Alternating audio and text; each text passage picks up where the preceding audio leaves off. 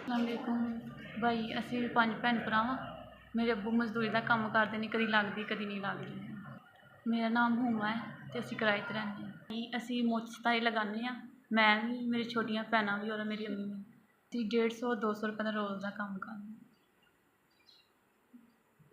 नाल ही मेरे अब्बू ਨੂੰ थोड़ा सुकून मिल जाए कि चलो मेरिया बच्चियां मेरा थोड़ा साथ दे देंगी। साल ਦੇ ਵਿੱਚ सिलाई का काम सीखिया सी ते मैं बेहतरीन सिलाई का काम कर लैनी।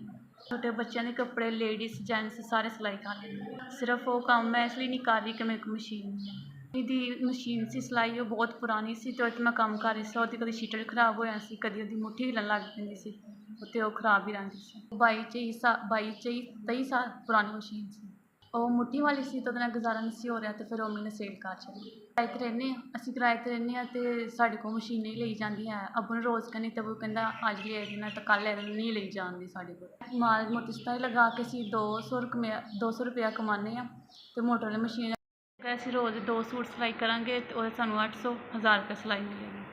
ਉਹਦੇ 'ਤੇ ਵੀ ਹੋਏਗਾ, ਅੰਮੀ ਵੀ ਕਰ ਲੈਗੀ ਅਤੇ ਮੈਂ ਵੀ ਕਰ ਲਾਂਗੀ। ਮੇਰੀਆਂ ਛੋਟੀਆਂ ਭੈਣਾਂ ਜਿਹੜੀਆਂ ਨੇ ਉਹ ਵੀ ਮਾੜਾ ਮੋਟਾ ਉਹਦੇ 'ਤੇ ਜਾ ਸਿੱਖ ਲੈਣਗੀਆਂ। ਅਸੀਂ ਸਾਰੇ ਮਿਲ ਕੇ ਸਿਲਾਈ ਕਰਾਂਗੇ।